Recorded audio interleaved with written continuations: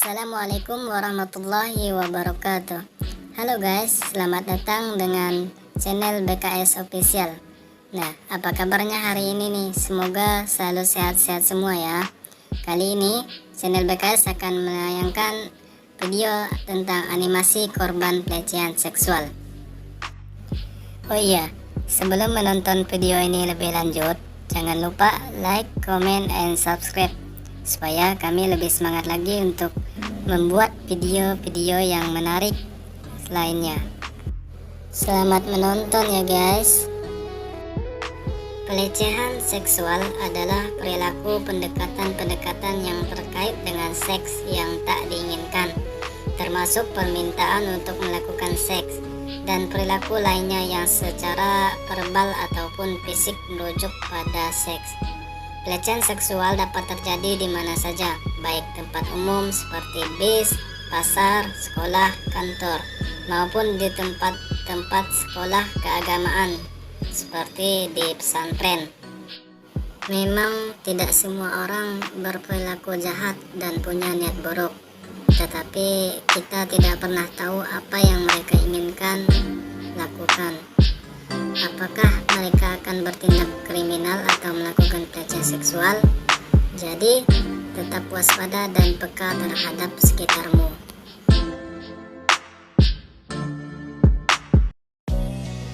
Cerita korban pelecehan seksual di pesantren ketika ada ustadz yang menyukainya. Pilihan yang dihadapi Nurul saat itu cuma dua, dikeluarkan dari pesantren atau rela jadikan objek oleh ustadz demi menjaga nama baik pesantren.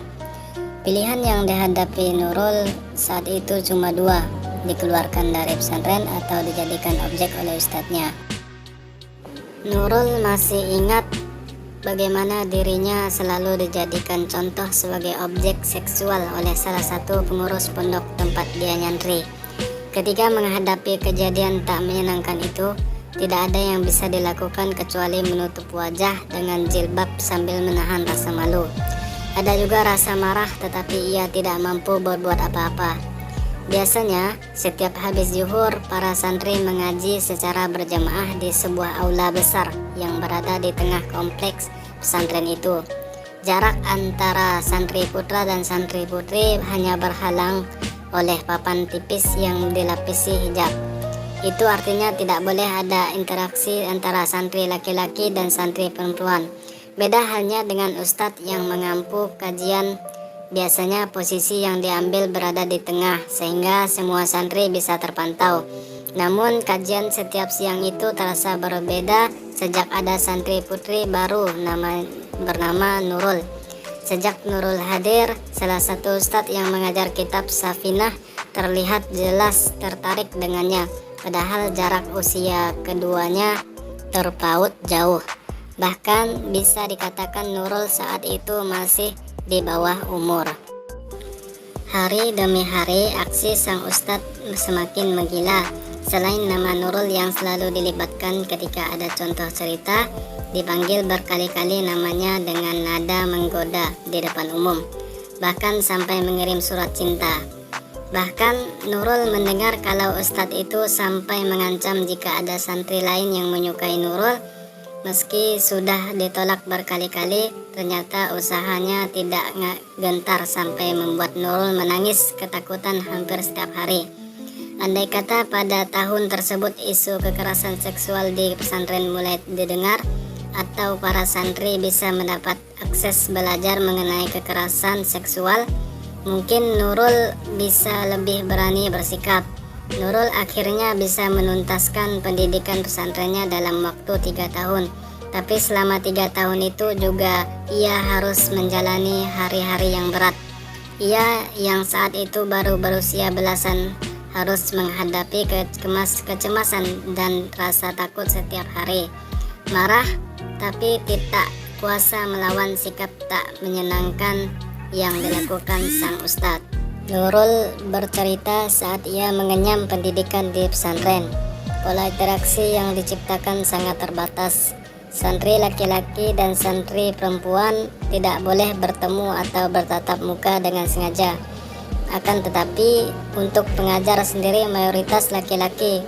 Untuk pembahasan kitab tradisional, Relasi kuasa inilah yang sering menjadi pintu terjadinya pelecehan atau kekerasan seksual seperti yang dialami Nurul. Pengasuh atau pemilik pondok pesantren menyalahgunakan otoritas yang dimilikinya kepada korban yang biasanya berada dalam posisi yang lemah, baik dari sisi umur, pengetahuan, maupun status sosialnya. Yuk, tangkal kekerasan seksual. Tahukah kamu, kekerasan seksual terhadap anak adalah segala macam perilaku seksual terhadap seseorang yang berusia kurang dari 18 tahun. Kekerasan seksual dapat menimpa anak laki-laki maupun perempuan. Siapa pelakunya? Bisa siapa saja. Bisa saja orang yang tidak dikenal, tapi juga bisa orang yang sangat dekat dengan kita, seperti ayah, paman, tetangga, guru, teman, pacar, dan lain sebagainya. Di mana bisa terjadi? Di rumah, sekolah, di rumah temanmu, di rumah tetangga, di bus, di mall, pantai, toilet umum, dan lain-lain. Seringkali kekerasan seksual terjadi di tempat tertutup. Yuk, kita tangkal kekerasan seksual. Tubuhmu adalah milikmu. Bagaimana bentuk dan rupa tubuhmu? Terimalah sebagai anugerah dari Tuhan. Itu punyamu. Jadi, gak ada yang boleh melakukan apapun yang bisa membuat kamu malu, gak nyaman, dan benci sama tubuhmu sendiri. Yang dibalik baju adalah bagian pribadimu. Tidak ada yang boleh menyentuh atau melihat bagian tubuhmu yang pribadi, karena bagian pribadi tersebut adalah rahasiamu. Tubuhmu hanya boleh disentuh ketika ayah atau ibu memandikanmu, membantumu buang air kecil atau besar saat kamu masih kecil, atau ketika ke dokter di mana ayah dan ibumu mendampingimu. Gak boleh ya gak boleh. Beranilah bilang gak boleh, meskipun kepada orang yang kamu kenal atau sayangi. Jika mereka menyentuh atau melihat bagian pribadimu, katakan tidak saat orang lain menyentuh alat kelamin atau bagian pribadimu. Menyuruhmu membuka baju di depannya, menunjukkan bagian pribadi di depanmu, memotret bagian pribadimu, memperlihatkan film atau gambar porno. Gelagat bahaya? Waspada. Ketahuilah lingkungan dan siapa saja yang ada di sekitarmu. Meskipun kamu berada di dekat orang yang kamu kenal, waspadalah jika dia melakukan hal yang aneh. Misalnya, memberikan sesuatu dengan persyaratan, mengajak ke tempat yang sepi, memintamu merahasiakan apa yang dia lakukan terhadapmu, atau mengancammu untuk menuruti keinginannya. Kalau dipaksa, lawan. Kalau dipaksa melakukan sesuatu yang menyakiti tubuhmu atau perasaanmu, ayo dilawan. Kalau diancam, teriaklah dan sebisa mungkin lari menjauh. Lawan dengan cara apapun.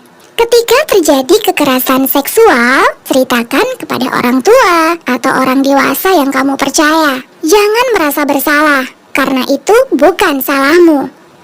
Melapor berarti juga mencegah pelaku untuk berbuat hal yang sama pada orang lain. Segera kumpulkan barang bukti yang dipakai waktu kejadian, misal celana dan baju yang kamu pakai, dan jangan mandi dulu. Segeralah minta kepada orang dewasa yang kamu percaya untuk mengantarkanmu ke rumah sakit, puskesmas, untuk melakukan periksa. Setelah itu, kamu juga dapat minta diantarkan untuk melapor ke kepolisian terdekat.